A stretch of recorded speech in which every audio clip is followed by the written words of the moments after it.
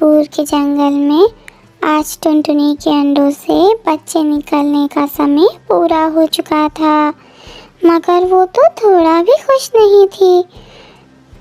टुनटुनी की बच्ची, मैं तुझे पहले ही बता रहा हूँ, मुझे बेटियाँ बिल्कुल भी पसंद नहीं, मुझे बेटे ही चाहिए। अगर इन अंडों से बेटियाँ हुई तो मैं तुझे अपने साथ नहीं रखूँगा। कालू जी, अब चाहे बेटियाँ हो या बेटा, मैं कुछ नहीं कर सकती। मुंह बंद करके और कान खोल के सुन लो, अगर बेटियाँ हुई तो जान से मार दूंगा इन्हें। इतना कहकर कालू वहाँ से भोजन लेने चला जाता है। थोड़ी देर बाद 2 अंडों से बच्चे बाहर आते हैं। अरे, ये क्या हो गया? दोनों अंडों से बेटियां हुई हैं। अगर कालू को पता चला तो वो इन्हें मार देगा। अब क्या करूं? मैं इनकी माँ हूँ, ऐसे तो नहीं मरने दूंगी मैं अपनी बेटियों को। कालू के आने से पहले पहले मैं इन्हें यहाँ से कहीं दूर छुपा आती हूँ। ऐसा सोचकर टुनटुनी दोनों बेटियों को घोंसले से दूर ले जाती है। मेरी बच्चियों, यहाँ से कहीं मत जाना, मैं तुमसे मिलने बहुत जल्दी वापस आऊँगी। आप हमें अपने से ये दूर यहाँ क्यों छोड़ के जा रही हो माँ? मेरी बच्ची, मैं कहीं नहीं जा रही, थोड़ी देर बाद मैं तुम्हारे लिए भोजन लेकर आऊँगी। ऐसे टुनटुनी दोनों बेटियों को छुपाकर अपने घोंसले पर वापस आ जाती है। तभी कालू भी आ जाता है। टुनटुनी, बाकी के 2 अंडे कहाँ गए? यहाँ तो बस एक ही अंडा है। कालू जी, आपके जाते ही एक भूखा चील यहाँ आया था और हमारे दोनों अंडों को ले गया। मैंने खूब लड़ाई की मगर चील को भगा ना सकी। टुनटुनी ने इतना बोला ही था, तभी तीसरा अंडा भी टूट जाता है और उसमें से बेटा बाहर आता है। टुनटुनी उसे देखकर रोने लगती है। ये क्या टुनटुनी, तुम रो रही हो? इसका मतलब अंडे से बेटी हुई है ना? ना ना कालू जी, ये आंसू तो खुशी के आंसू हैं। हमारे अंडे से बेटा जो निकला है। आजा मेरे बेटे, मेरे पास आजा, मैं तुझे मीठे मीठे फल खिलाऊंगा और जंगल की सैर भी करा के लाता हूँ। फिर कालू अपने बेटे को साथ लेकर वहाँ से चला जाता है। कालू ने तो एक बार भी दोनों अंडों का दुख नहीं किया था। कालू ने तो एक बार भी उन दोनों अंडों का गम नहीं मनाया। खैर छोड़ो, मैं अब अपनी बेटियों को देख कर आती हूँ, कहीं कोई शिकारी ना आ गया हो उनके पास। फिर टुनटुनी अपनी बेटियों के पास चली जाती है। जैसे ही टुनटुनी अपनी बेटियों के पास पहुँचती है तो वो क्या देखती है कि एक भूखा चील उन्हें। अरे बाबा, आज तो एक ही जगह पे 2 शिकार मिल गए मुझे। अब इन्हें खाकर 1 हफ्ते तक की भूख मिट जाएगी मेरी। खबरदार जालिम चील, जो मेरी बेटियों के पास भी आई तो मैं तुझे जिंदा नहीं छोड़ूंगी। मैं तेरे सामने ही तेरे बच्चों को खा के रहूंगी, तू कुछ नहीं बिगाड़ पाओगी मेरा। चील जी, चाहे तो मुझे खाकर अपनी भूख मिटा लो, मैंने बड़ी मुश्किल से इन्हें अपने पति से बचाया है। टुनटुनी के मुंह से ये बात सुनते ही चील को उस पर रहम आ जाता है और वो वहाँ से चली जाती है। मम्मा, हमें अपने साथ ले चलें, यहाँ बहुत डर लगता है हमें अकेले। मेरी बेटियों, मैं तुम्हें नहीं ले जा सकती, वहाँ तुम्हारा बाप तुमको मार डालेगा और तुम तो मेरी बहादुर बेटियाँ हो। बस कुछ दिनों की बात है, फिर मैं तुम्हें आकर ले जाऊंगी। ऐसे टुनटुनी अपनी बेटियों को समझाकर वहाँ से अपने घोंसले में आ जाती है। वो कालू से छुप छुप कर अक्सर अपनी बेटियों से मिलने जाया करती।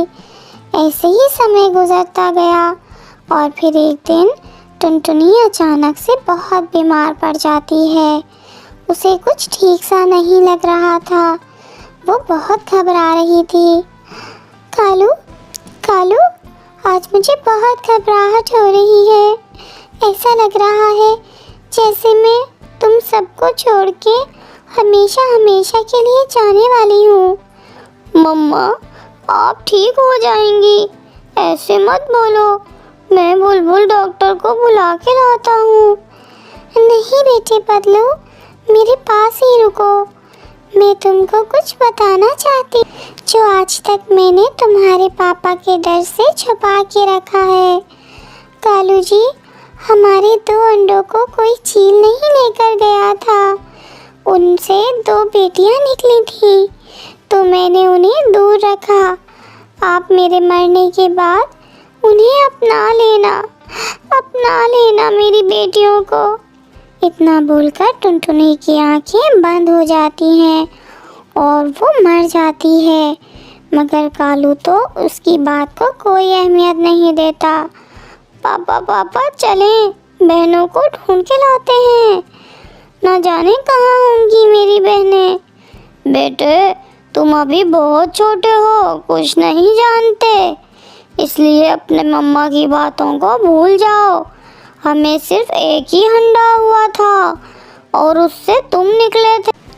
ऐसे बोलकर कालू ना तो खुद कहीं जाता है और ना ही अपने बेटे को जाने देता है। यहाँ तक कि वो तो दूसरी शादी भी करना चाहता था।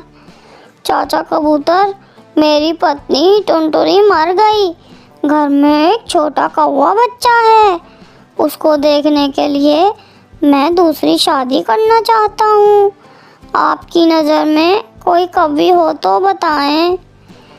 हाँ कालू बेटे, मेरे पड़ोस में अभी एक कवि ने घोंसला बनाया है। मैं उसे तुम्हारी शादी की बात करूँगा और फिर चाचा कबूतर दोनों की शादी करा देता है। पतलू बेटे, अब से यही तुम्हारी मम्मा है। ये भी हमारे साथ घोंसले में रहेंगी।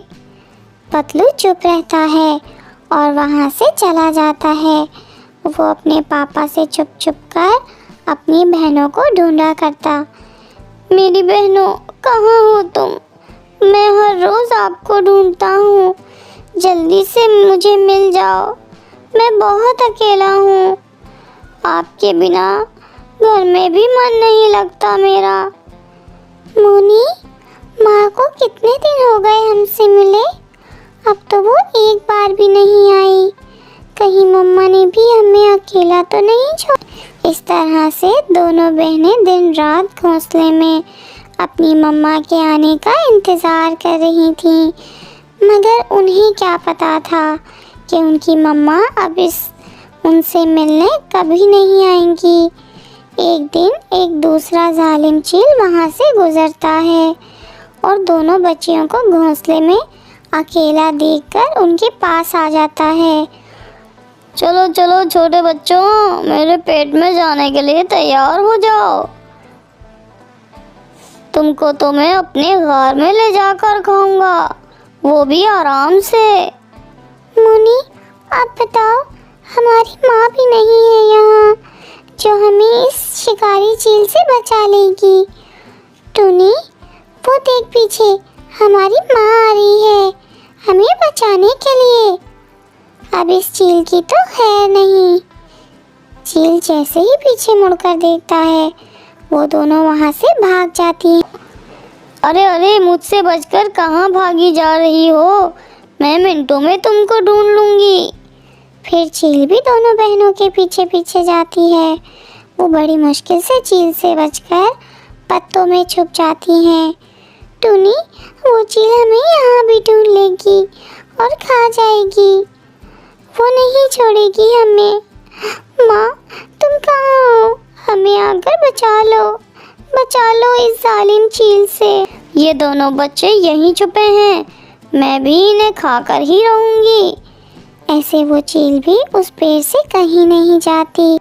पतलू वहाँ से गुजर रहा था, तभी उसकी नज़र पत्तों पे छुपी उन दोनों बहनों पर चली जाती है। आप दोनों ऐसे क्यों छुपे हो यहाँ? धीरे बोलो, वरना वो चील हमें ढूंढ लेगी और खा जाएगी। बड़ी मुश्किल से तो जान बचाकर यहाँ छुपे हैं।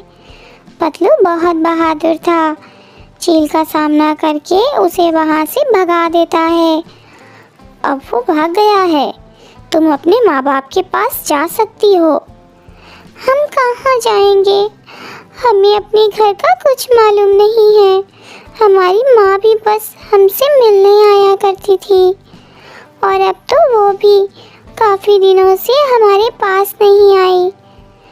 और फिर पतलू समझ जाता है कि वही उसकी बहनें थीं। वो उन्हें गले से लगा लेता है और अपने साथ घर ले आता है। प्यारे दोस्तों, अगर आपको पता है तो कमेंट्स में ज़रूर बताएं कि टुनटुनी के कितने अंडे थे। और अगर आपको वीडियो पसंद आए तो चैनल को सब्सक्राइब और वीडियो को लाइक और शेयर करें अपने दोस्तों के साथ।